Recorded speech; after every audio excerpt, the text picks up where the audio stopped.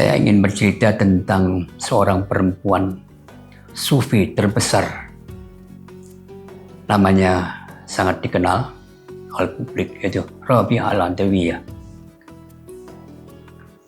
Kalau kita membaca sejarah hidupnya, sesungguhnya Rabi'ah Al-Adawiyah adalah perempuan dari keluarga miskin yang kemudian menjadi budak dari seorang yang kaya di Baghdad. Tetapi sesungguhnya karena kepentingan ekonomi lah yang harus membiayai keluarganya dan semuanya. Akhirnya begitu. Tetapi setiap malam ketika dia pulang dari bekerja di restoran, itu dia bertahajud kepada Allah Subhanahu wa taala, menyesali semua apa yang dilakukan itu dan selalu memohon kepada Allah Subhanahu wa taala agar dibebaskan dari penderitaan-penderitaan kehidupan duniawi ini. Lalu pada suatu malam di dalam kamar Rabi'ah itu terang benderang, ada cahaya yang menyinari kamar itu, dan itu dilihat oleh tuannya. Pagi-pagi Rabi'ah kemudian dibebaskan sebagai budak, menjadi merdeka. Dari sana ia kemudian mendengar nama Hasan Al-Basri, seorang sufi besar juga, dan dia berdua berdialog dengan Hasan Al-Basri dengan dibatasi oleh tirai, tapi diskusi antara beliau berjalan sangat indah sekali. Nah, sama-sama sesungguhnya baik Hasan Al-Basri maupun Rabi'ah Al-Adawiyah orang yang ingin dekat dengan Tuhan, dan tetapi dengan pendekatan yang berbeda. Konon tasawufnya Hasan Al-Basri adalah khauf, takut neraka, sehingga dia selalu akan menjauhi neraka, perbuatan-perbuatan yang akan dihukum oleh Allah di dalam neraka itu. Tetapi Rabi'ah Al-Adawiyah memilih sebaliknya, mencintai Tuhan. Tasawuf Rabi'ah dikenal dengan tasawuf cinta, pendekatan kepada Allah melalui cinta, sehingga dia tidak takut sama neraka sepanjang Tuhan mencintai dirinya sendiri. Nah, ada puisi-puisi yang beliau sampaikan dengan sangat terkenal. Ada dua puisi yang selalu saya ingat, ingin saya hafalkannya. Uhibbuka hubbain, hubbal hawa wa hubban li annaka ahlun lidhaka. Fa amma alladhi huwa hubbul hawa fa syughli bi dzikrika amman siwaka. Wa amma alladhi anta ahlun lahu fa kashfuka lil hujbi hatta araka.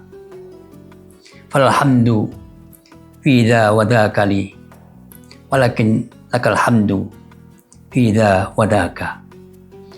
Aku mencintaimu ya Tuhan dengan dua cinta. Cinta karena Engkau yang patut dicinta. Cinta pertama adalah cinta karena saya berharap selalu menyebut namamu. Dan cinta yang kedua adalah karena Engkaulah satu-satunya yang patut dicinta. Ketika Engkau adalah satu-satunya yang patut cinta, maka tolong bukalah tirai agar aku bisa melihat Engkau.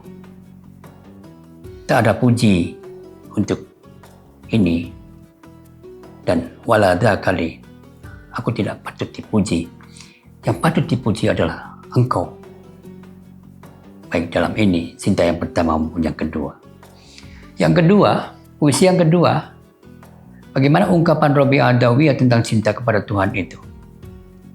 Ilahi ma abadtuka khaufan min narika wala tam'an fi jannatika. Wahai Tuhan, aku menyembahmu bukan karena takut neraka, dan bukan karena aku berharap surgamu, tetapi aku mencintaimu karena Engkaulah yang patut untuk disembah.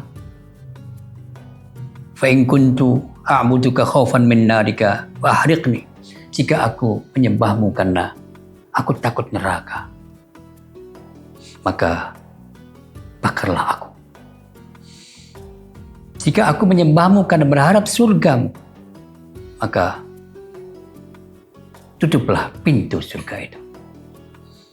Wa in kuntu a'buduka lidzatika fala tahrimni min jamalika.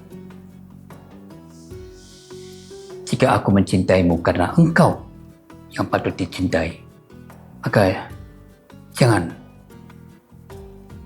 halangi aku dapat mencintai, dapat melihat wajahmu. Gitu loh. Fala tahrimni min jamalika al-abadi. Maka janganlah engkau tutup wajahmu untuk selama-lamanya. Begitu. Jadi saya kira ini adalah puncak dari semua persoalan kehidupan kita. Bahwa cinta kepada Tuhan adalah puncak. Dan kita harus menyerahkan apapun yang dikehendaki oleh Tuhan. Dan kita harus menerima dengan rela. Karena itu adalah kehendak kasih.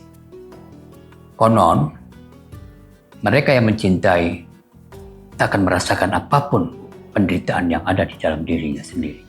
Karena cintalah yang telah mendominasi tubuh dan pikirannya. Sehingga tidak merasakan panas itu sendiri. Yang ada di dalam dirinya adalah keindahan-keindahan saja. Mata-mata. Saya kira ada banyak sekali sufi-sufi besar dari kalangan kaum perempuan yang kemudian menjadi guru, termasuk menjadi guru dari Ibnu Arabi. Saya lupa sekali puisinya Ibnu Arabi ketika bertemu dengan seorang perempuan di Mekah yang kemudian merubah hidup dari Ibnu Arabi sendiri dan menjadi kemudian dikenal sebagai pencetus wahdatul wujud, itu penyatuan realitas dengan Tuhan. Tuhan ada di mana-mana dan seterusnya dan seterusnya. Itu yang, tapi ada banyak juga perempuan-perempuan yang menjadi guru para ulama, para sahabat-sahabat Aisyah. Para sahabat-sahabat memberikan kesaksian kepada Aisyah. Kanat Aisyah itu a'laman nasi wa afqahan nasi itlaqan katanya. Jadi Siti Aisyah adalah manusia paling pintar dan manusia paling cerdas pada di kalangan sahabat-sahabat yang lain. Banyak sekali para sahabat-sahabat yang laki-laki belajar kepada Siti Aisyah dan mendapatkan informasi-informasi dari Rasulullah melalui Siti Aisyah sebagai istri Rasulullah SAW. Nah, gitu ya.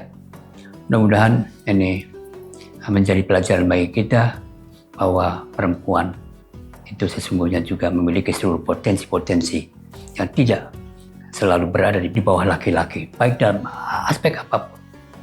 Karena perempuan adalah manusia dengan memiliki seluruh potensi-potensi kemanusiaan yang diberikan oleh Tuhan kepada dirinya itu. Jika menjadi apa saja, tergantung kita memperlakukannya, maka itulah yang akan muncul dari sebuah generasi manusia itu.